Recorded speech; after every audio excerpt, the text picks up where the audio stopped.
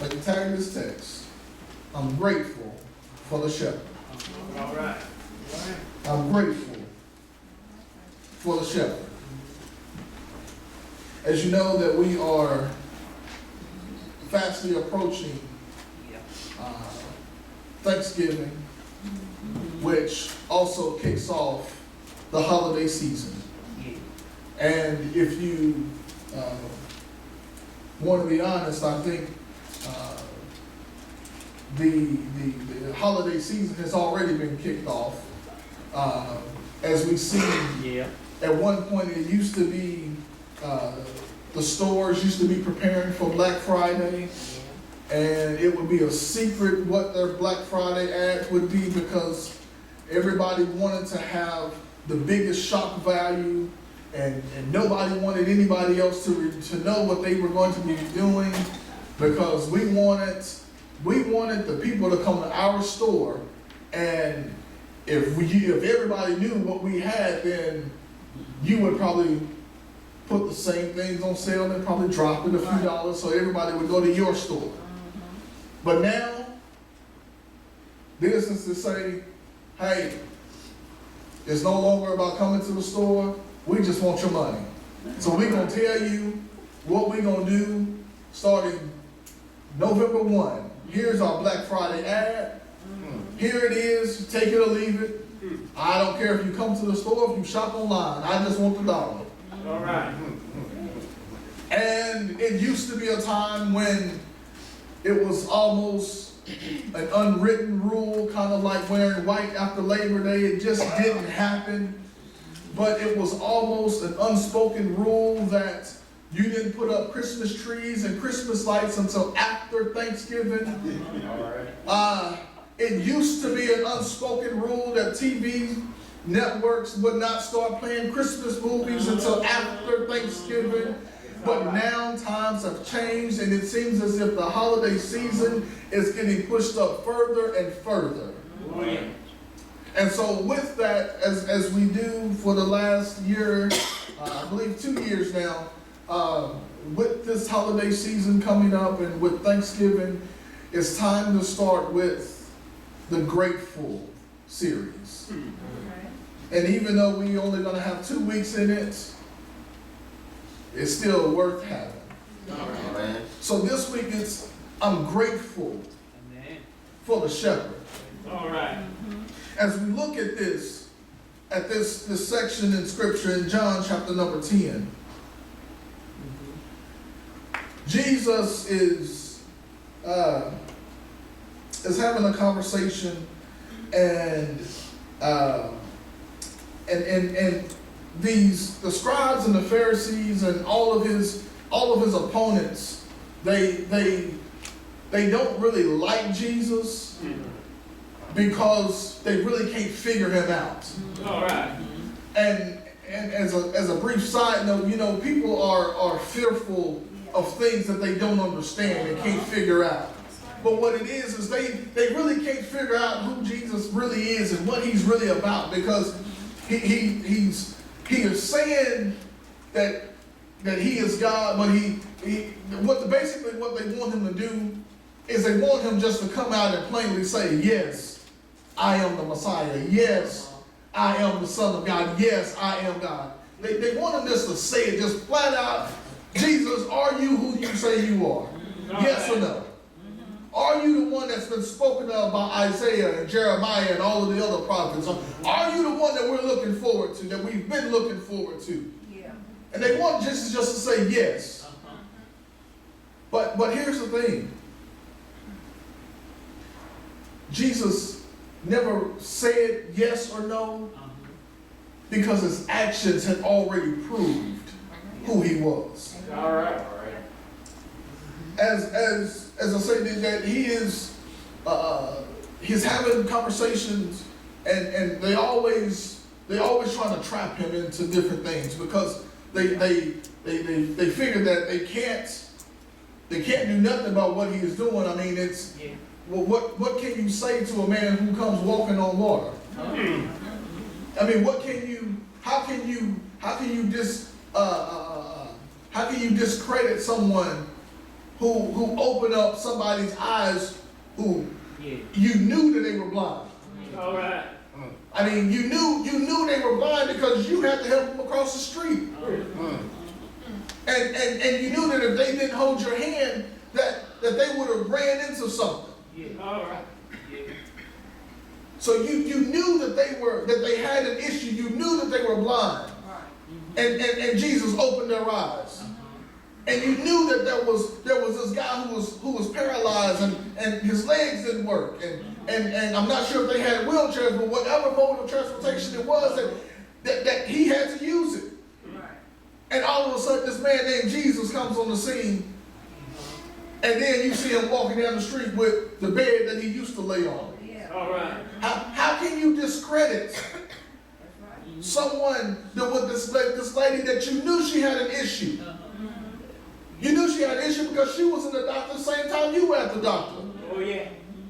And all of a sudden she ran into this man named Jesus and now that somehow she is cured. Amen. And you knew she didn't have any money because she had spent all of her money trying to get better. Oh yeah. So it's not like that Jesus had all of these people or all of these gimmicks planned and all of these things that there was one day that Jesus was just walking down the street minding his own business and happened to run into a funeral procession. And then you knew the boy was dead because you saw the mother crying. And Jesus touches the coffin and the boy pops up out the coffin like nothing ever happened. How do you discredit that? So the only way that they could discredit what Jesus had done is by getting him to contradict himself by his words. And so later on in this chapter, they finally asked Jesus, just plainly say, look, are you God or are you not God? I don't, we're tired of all of these riddles and all these parables and all of this. Just tell us, are you God or are you not? Okay. But in these first 5 verses, Jesus says, verse 1, most assuredly I say to you, he who does not enter the sheepfold by the door, but climbs up some other way, that same person is a thief and a robber. I'm not sure if I explained this when we were going through this a little while ago, when we were going through the I am statements of Jesus. But there's 2 types of sheepfolds. There was the communal, and then there was the one that they had when they were in the wilderness. The one that they had in the sheepfold, that was the wilderness, it was just something that they would do as they were traveling from point A to point B. And if the shepherd would get tired, the sheep would get tired, what they would do is and the shepherd was never alone, really. But what would happen is, if they were in the wilderness, if they were out, if they were traveling, and what would happen is the shepherd would lead the sheep to a particular area, and then the sheepfold would be, he would just get some rocks and just make a circle, and so that the sheep couldn't go anywhere. That was just something that was quick and easy. It was never meant to be long term, and it was only because we're traveling, we're on our way, we on our way, and hey, we just had to make a stop. Almost like as we do today, we're traveling, we're on a road trip, and sometimes we just gotta make a stop. Sometimes you get thirsty, sometimes you just want a snack. Sometimes it's just stopping at a tradition. Yes.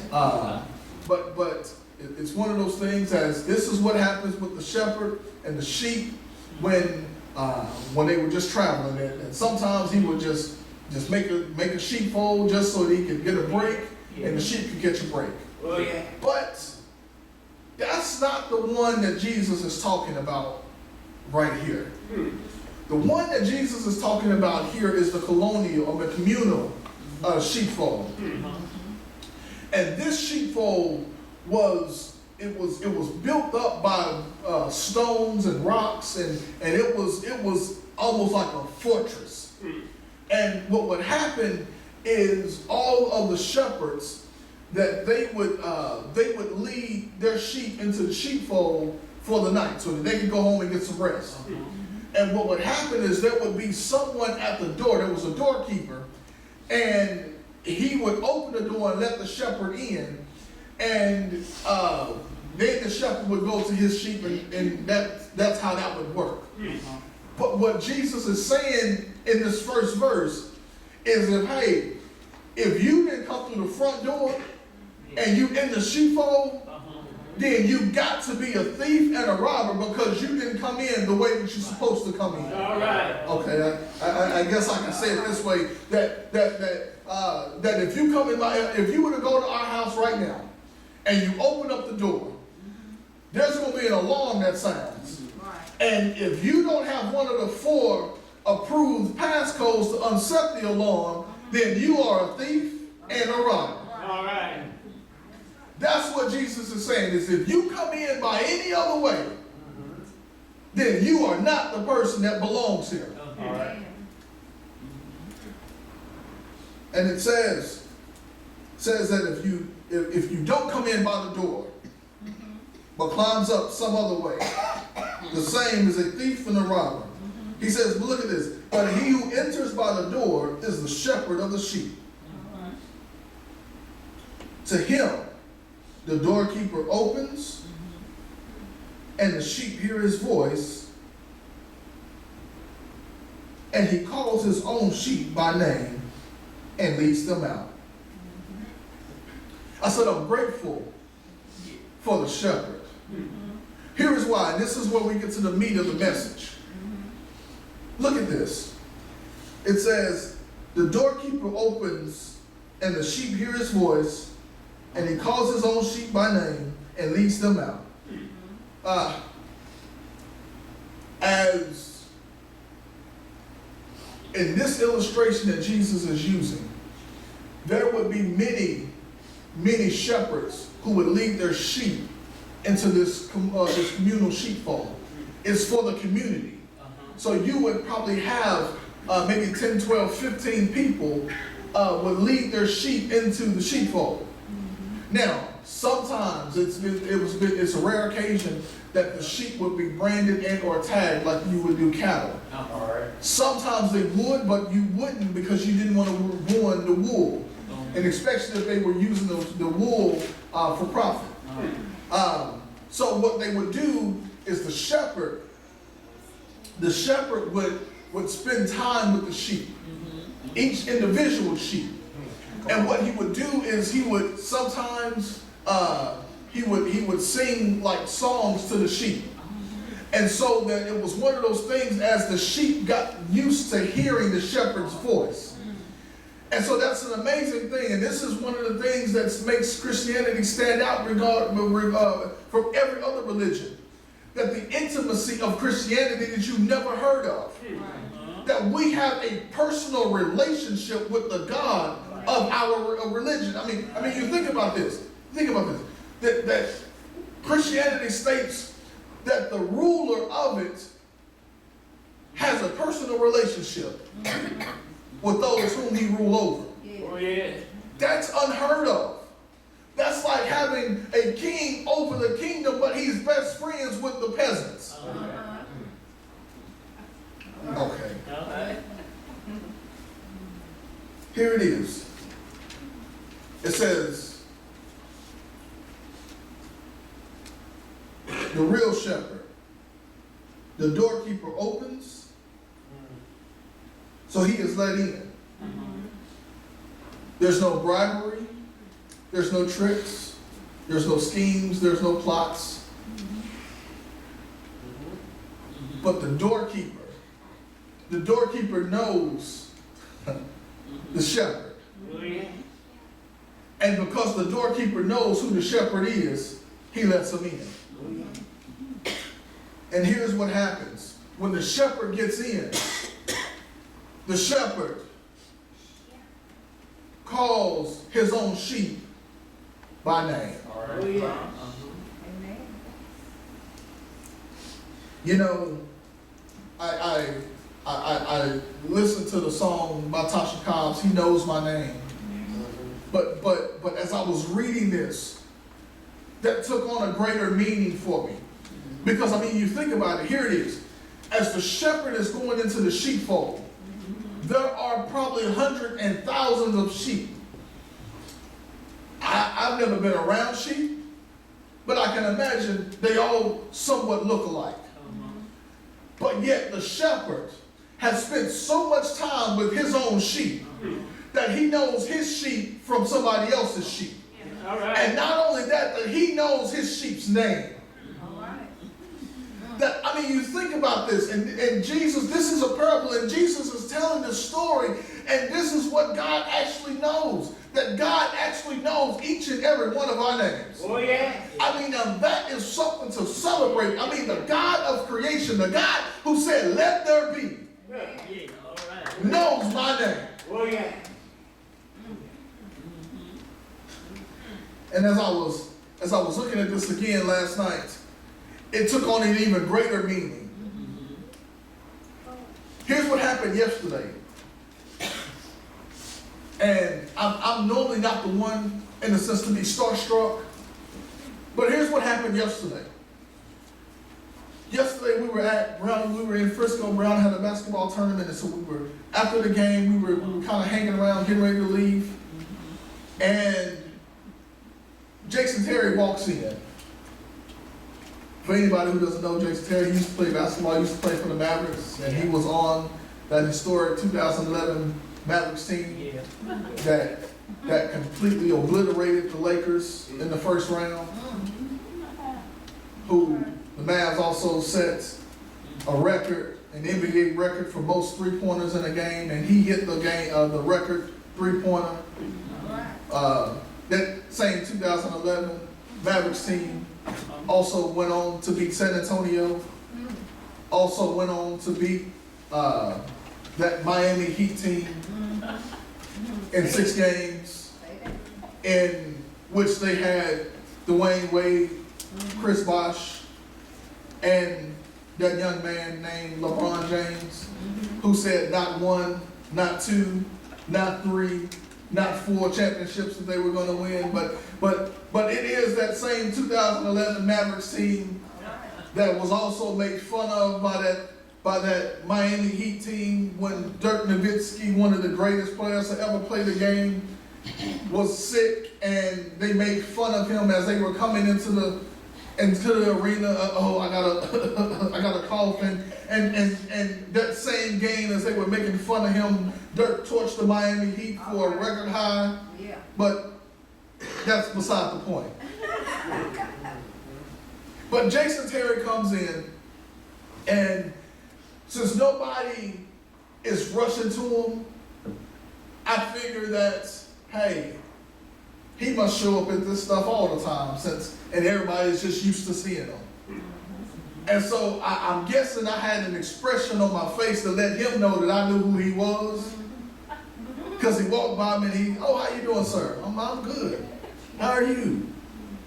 And he looks at Mackenzie, and he speaks to her, and he's getting ready to go in the gym, and he says, oh, well, what grade are you in? She says, I'm in the 7th. He says, oh, okay. And he turns and gets ready to walk in. He opens the door, and it hits him, and it finally registers what she said. And he turns around and he says, wait, what? You're in the 7th grade? Yes, I'm in the 7th grade. Do you play basketball? Yes. And he had one of his coaches with him, and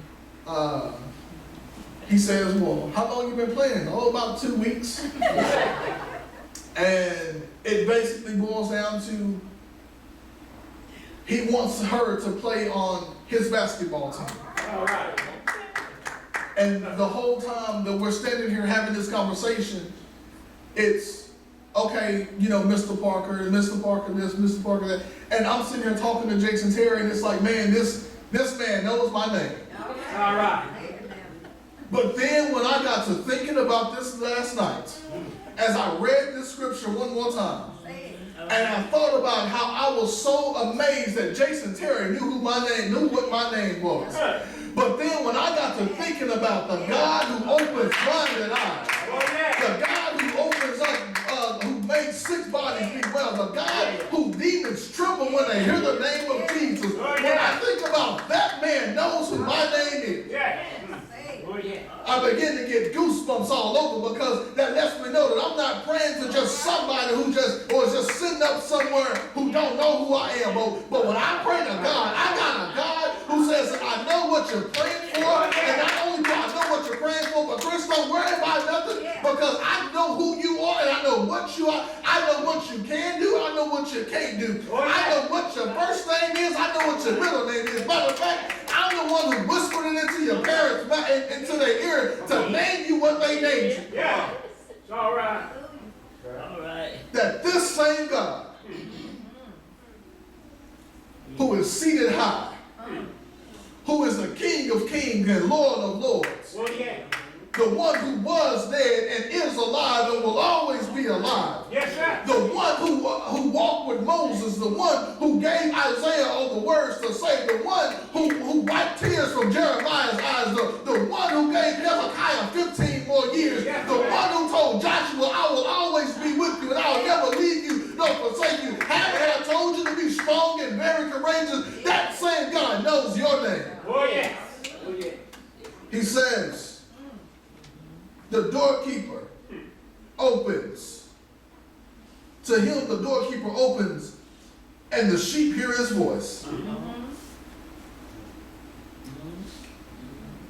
That in order, I know we don't really like to use science in the church, but it's just a simple science, and you know it. That if you do something long enough, and if you repeat something long enough, you just begin to know it. That this shepherd spent so much time with his sheep that they knew his voice. Look at this. It says, to him the doorkeeper opens, and the sheep hear his voice. As I was doing some studying, I read that there's been several experiments that's taken place in not only in ancient Middle East, but even today, that a shepherd, that somebody would pay the shepherd and would change into the shepherd's clothing and would try to go into the sheepfold and try to get the sheep. They smelt like the shepherd. They often looked like the shepherd. They would try to disguise their voice like the shepherd. Oh, yeah. But sure enough, the sheep didn't follow. All right. All right. Now, as I was looking at that, I began to think, look at this. And look at how strong and powerful and mighty God is. Come on. When you think of a sheep, nobody runs from a sheep. And I can guarantee you this. I don't know who the oldest person in this congregation is right now. But I guarantee you this. You let a lion or a bear walk up into this sanctuary right now, and from the youngest to the oldest, we're going to all be getting up out of here real quick. It's all right. I guarantee whoever the oldest is will lose 10 years, because they're going to get up and they're going to get out of here like they was 20 years old. But you let a sheep walk in here. Nobody's scared of a sheep. In fact, it's been proven that sheep are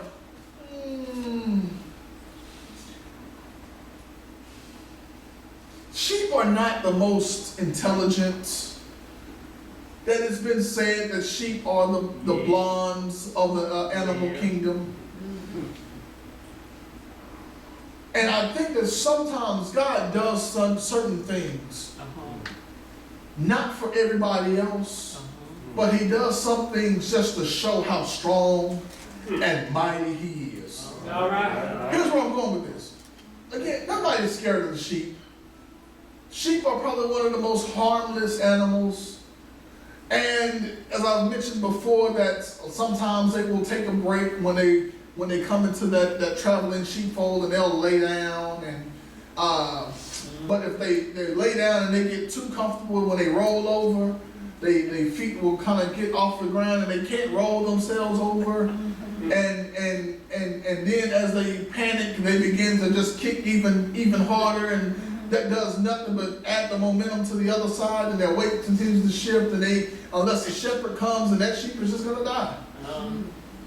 There are some times, and it's been stated, that, and this is the reason why we have what David wrote in Psalm 23, that he leads me by calm waters, by still waters, because if the sheep gets, and they can't drink in running water, they're not coordinated to be able to do that, and it's been said that sometimes that they lose their balance, and they're just not that smart, suffice it to say. Right. But yet, it's been over 2,000 years since Christ came. And we don't know how long it's been since creation. And yet we still have sheep on earth today. Okay. Yeah, I know y'all get to the end of it and just say, I know I probably done lost you. But here's the thing, that sheep do not have any type of defense mechanism. Right. You know, your porcupine, they can ball up and they will shoot the spikes out. A skunk can just spray you and just mess up the entire air for everybody. Yeah. The lion, you're the king of the jungle. Nobody would dare come up against a lion. Nobody dare would go to a bear and try to fight a bear. But a sheep, I think that God created the sheep because he says, I want to let my creation know that when I got my hand on something, it doesn't matter how smart they are or how dumb they are. It doesn't matter if they can fight or if they can't fight. When I got my hand on something, that nothing will ever be able to just get rid of it because my hand is on it. Amen. The sheep, or God, is God just saying, I got my hands on the sheep. Because you think about it, the sheep can't run fast like a jaguar. The sheep don't have strong jaws like the bear and the lion. The sheep can't camouflage itself. So the sheep is just out there in the open just for the taking. But yet we still got sheep today. And the only reason why we have sheep today is because God has kept his hand on the sheep since he created them way back then until he comes back and everything is going to be done anew. And so just think about this. If God will keep his hands on some sheep, Come on. Come on. if God will take care of those little old sheep, what do you think the God of creation will do to those who look just like him? Those who bear his image. If you think that God is something because he took care of some sheep, I dare you to just go back through the highlight reels of your life.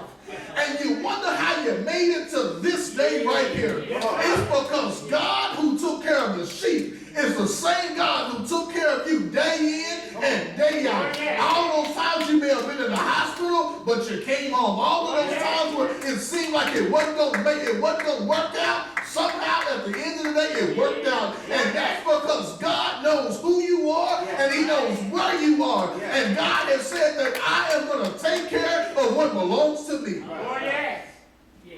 It says the sheep hear his voice.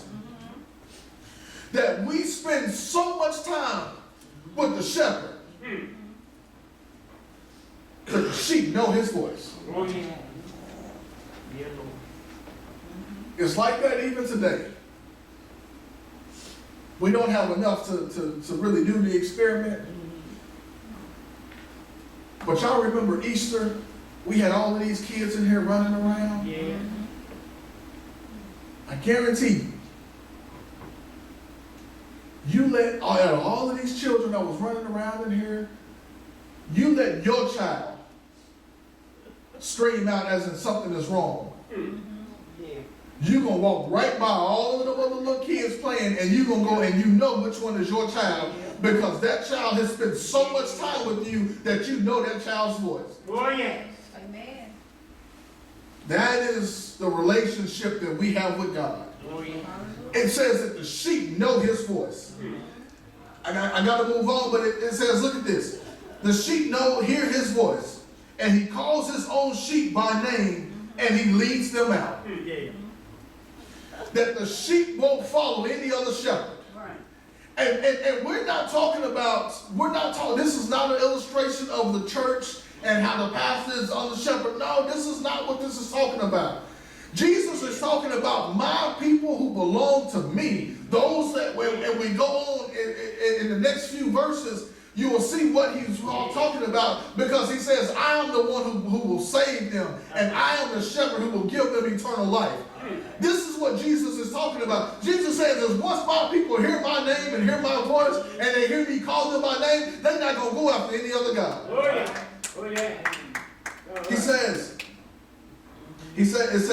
and the sheep, he calls his own sheep by name and leads them out. And when he brings out his own sheep, he goes before them, and the sheep follow him, for they know his voice. Did you see the repeated word?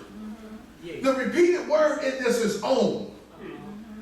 The shepherd is not going after somebody else's sheep. It's all right. Because even though he could call out to somebody else's sheep, they're not going to go to him because they don't belong to him. Right.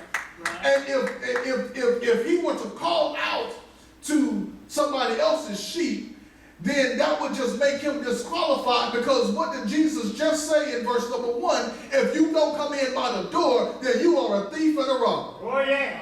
Oh, yeah.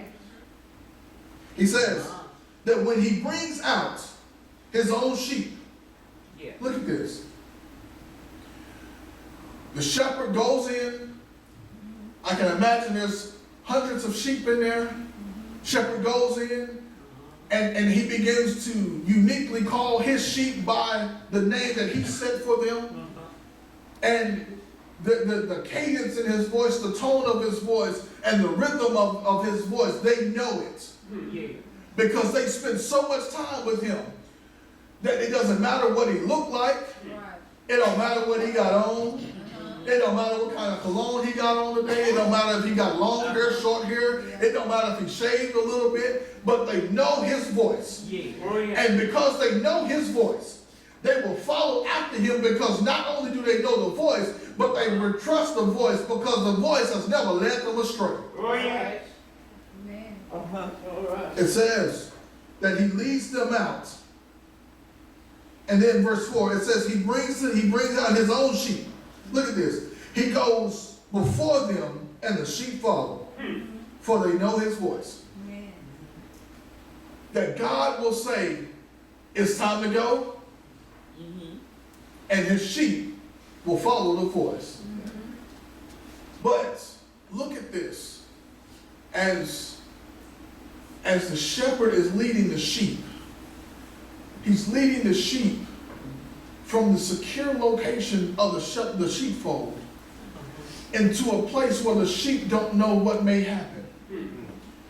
But here's the thing, is he's not telling the sheep to just go ahead and go from point A to point B. That when the shepherd is calling the sheep to go somewhere, the shepherd is going with the sheep.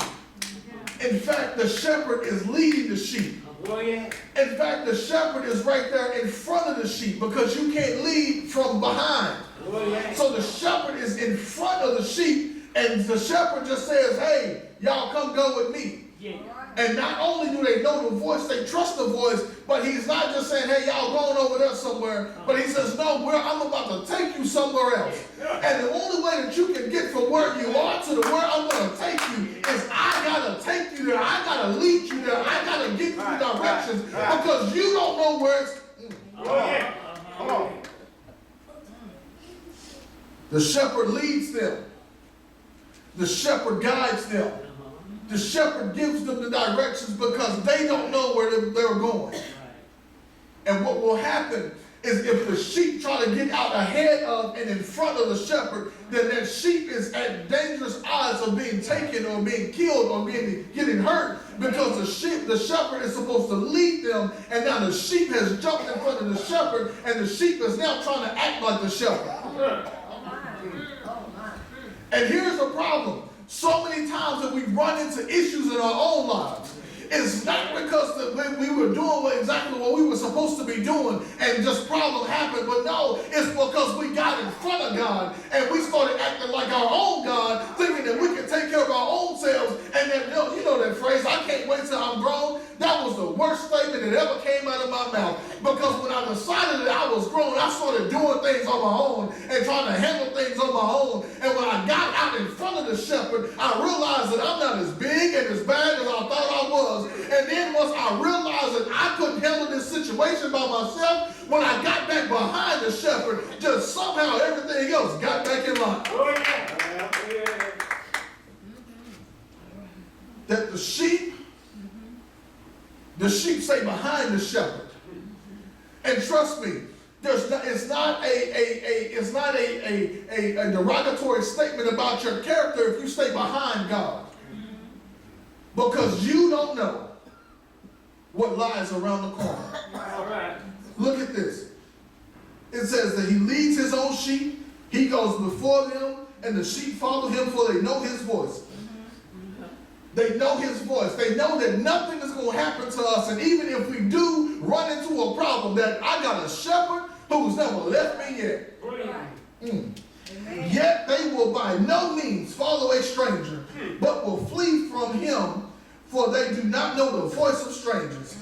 And I'm through. That's it. What Jesus is saying is that once you begin to know who I am, and once you know what my voice sounds like, that there is no way in the world that you would go back to some other. Can I simply, if you didn't catch any of that, here's what I'll leave you with. What Jesus is saying. If you boil it all down and take away all of the language and all of the sheep and the shepherds and all of this, this is what Jesus is saying. That when you have a real encounter with me, when you have a real encounter and a realization of who God is, there is no way ever that you would ever go back to the devil. Right. That's all Jesus is saying. Is that when you have a real encounter with God, there is no way that you would turn back and go to the devil and play back on his team. Because when you have a real encounter with God, you will realize, and when you mature you will say that, yeah, I may have some good days and I may have some bad days. That I'm walking with God, I'm trusting God, but that don't mean that God is going to stop every bad thing from happening to me in my life. But it says that when I do have a bad day, I got a God who will walk with me through my bad days. That he says that when I remember back when I was on the devil's side, that he led me all into these paths and places I ain't have no business being. But when the things got thick and hell got hot, he was nowhere to be found. All right. But I got a Savior, that I got a God who says that not only will I be with you in the good times, but baby, when things get bad and you can't see your way out of it, don't worry about it. Just take my hand and I'll lead you out, because I won't leave you when it gets bad. I will be right there with you when you can't see your way. I'll be right there with you when so-called friends walk away from you. I'll be right there with you when so-called family members turn their backs on you. I'll be there at 12 o'clock noon, and I'll be right there at 2 o'clock in the morning. I'll be right there with you when it's going good, and I'll be right there with you when you can't sleep at night because you're just so stressed out. That God says that I am your shepherd, and if you would act like my sheep and just get behind me, just follow me, just hear my voice, and know that even though the rain will come, the storm clouds will come, just know that I will always lead you to another sunny day. I know it might be hard right now, but just keep on holding on to my voice. Just hold on to my voice when you can't see me. I know it may seem like there's other sheep in front of you, and you're down at the back of the line, and you can't see the shepherd shepherd right now. But just hold on to my voice, because my voice will never lead you astray. My voice won't lead you this way.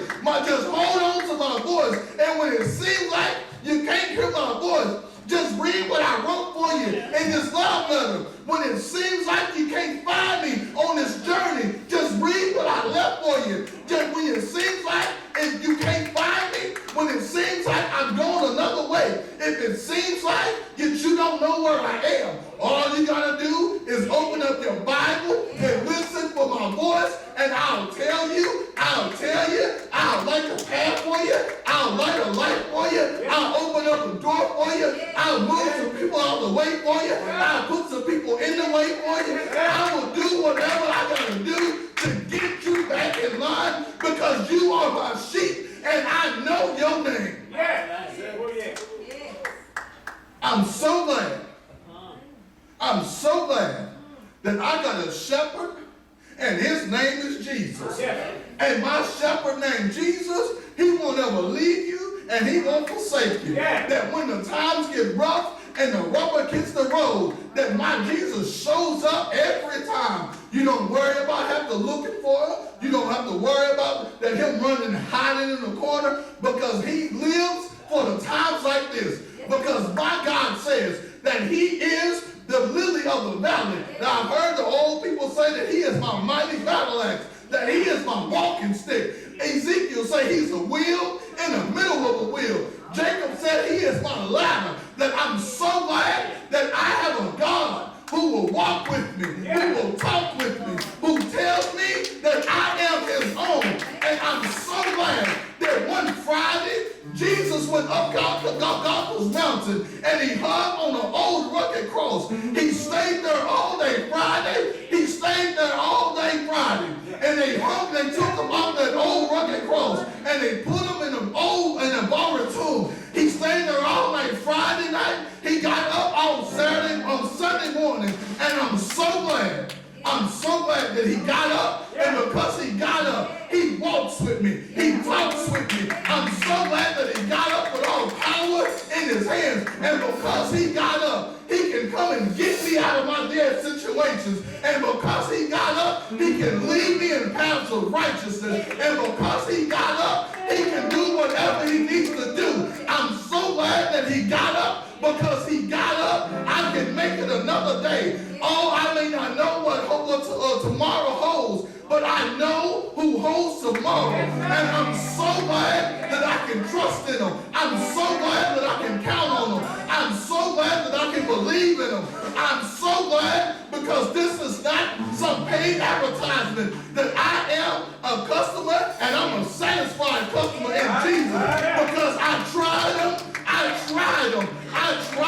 one day, and one day he said, just come and take my hand, and I will give you everything that you need. And I tried him, and I've never been without ever since. Yes, sometimes the money gets low. Yes, sometimes I get tired. Yes, sometimes it gets hard.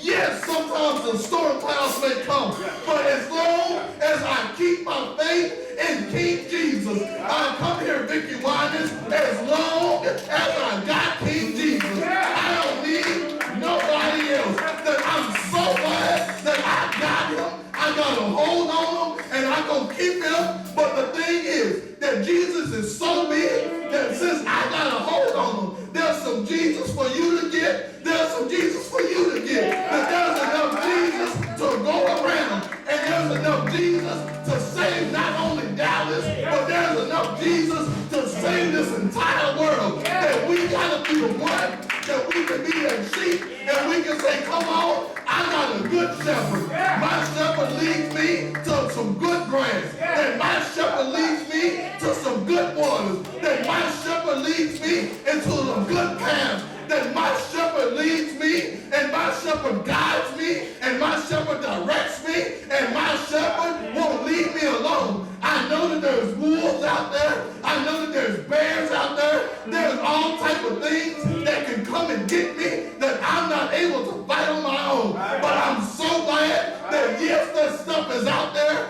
but every time they come and attack me, that my Jesus shows shows up, that he shows up, and when he shows up, he makes a way out of no way. And I'm so glad that this church might be empty right now. But when my Jesus shows up, we want to knock out walls. When my Jesus shows up, we want to add confused. When my Jesus shows up, that we want to add another service. I'm so glad that when I can't see him, I can just trust him. When I can't see him, I can hold on to his word. His word tells me that he'll never leave me, nor will he forsake me. His word tells me that I can do all things through Christ who strengthens me. His word tells me that I can not just hold on to his unchanging hand, that every day will be good, that every day will be a blessing, that every day that he gonna be with me. I said it's gonna be good, but that don't mean I may feel good. I may have a bad day, but it's still good. How is it still good? Because God still has breath in my body. And as long as I got breath in my body, I can throw my hands up, I can lay my head back, and I can say, thank you, Jesus. I may have it bad right now, but you haven't left me. You haven't forsaken me. You haven't gone back on your word. I'm so thankful and I'm so grateful for the shepherd that even when I tried to get him to leave me alone, he wouldn't leave me. When I did everything wrong, he still didn't leave me. And now when I'm trying to do stuff right, he is right there holding my hand saying, son, don't worry about it. I've got you. All right.